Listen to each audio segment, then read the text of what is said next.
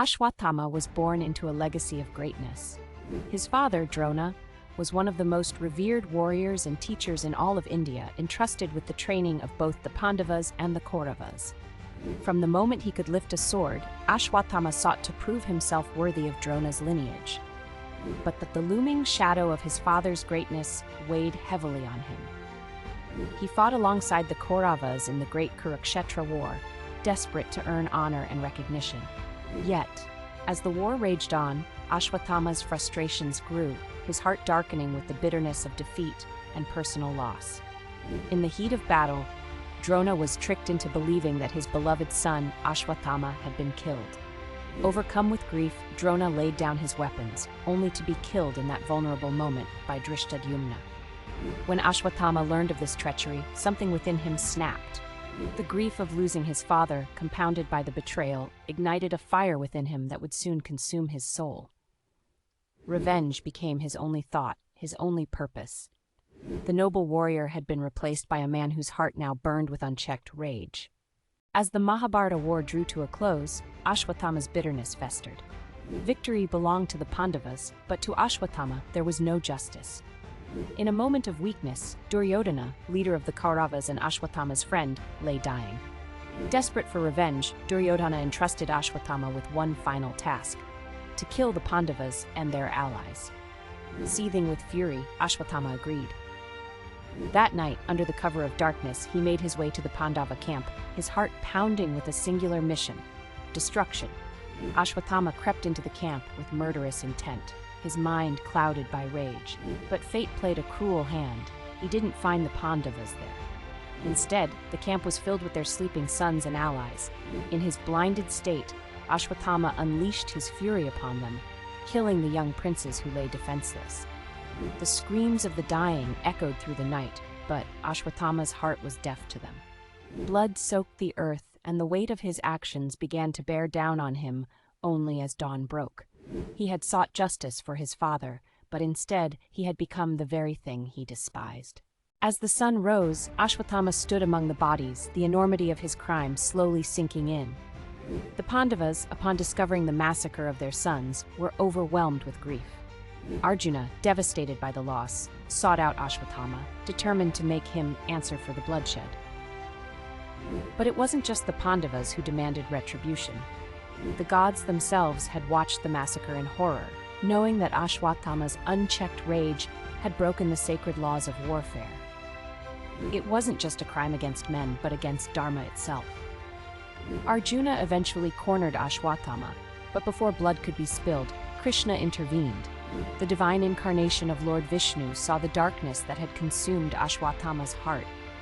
He stood before the vengeful warrior, his gaze piercing through the layers of anger, and demanded that Ashwatthama return the sacred gem embedded in his forehead, a symbol of his power and pride.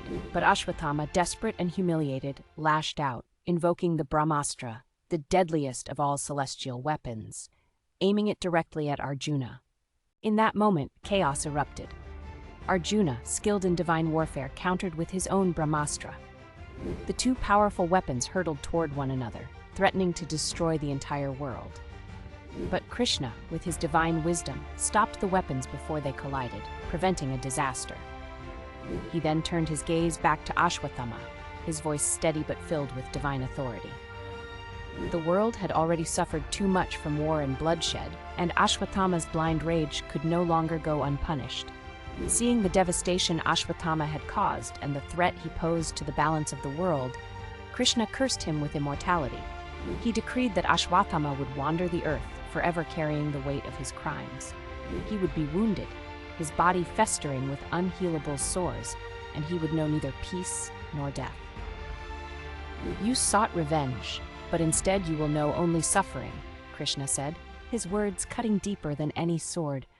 Ashwatthama, once a mighty warrior, now stood condemned to an eternity of misery. Ashwatthama's heart sank as Krishna's words echoed in his ears. He felt the divine gem torn from his forehead, the very essence of his strength ripped away. Pain shot through his body as the curse took hold. His skin festered with sores that would never heal, his flesh burning with an agony that could not be eased.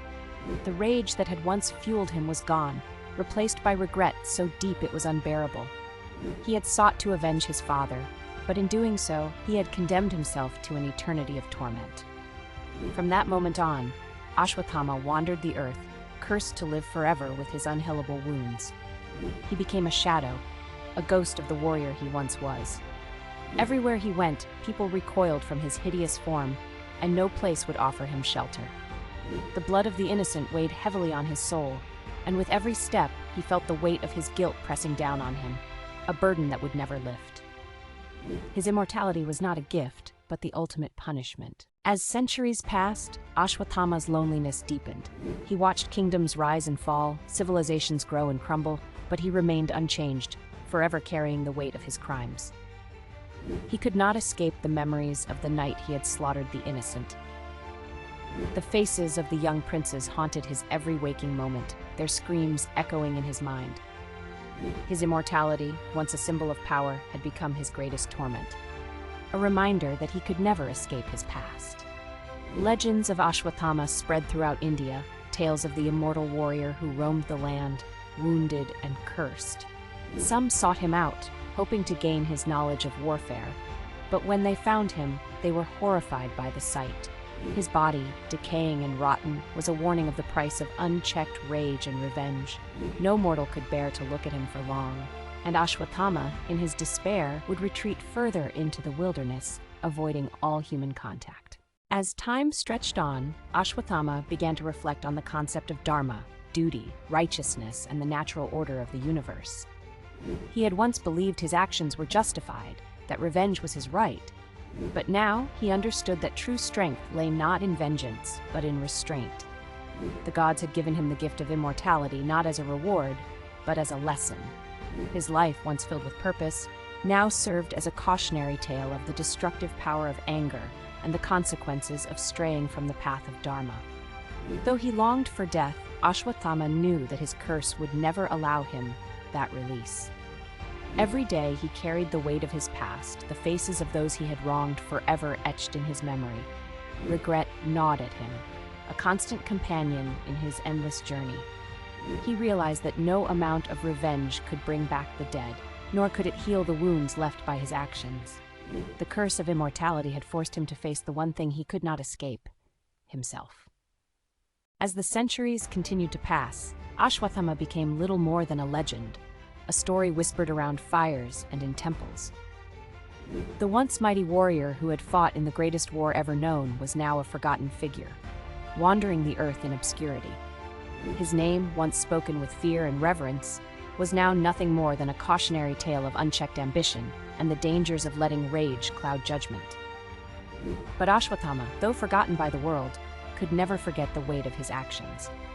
And so Ashwatthama continues to roam, immortal and alone. His curse is eternal, his wounds unhealable. He remains a symbol of the consequences of unchecked rage, a reminder that even the mightiest of warriors can fall victim to their own darkness. His story, though tragic, offers a lesson to all who hear it. The path of revenge leads only to destruction, and true strength lies not in taking life, but in preserving it.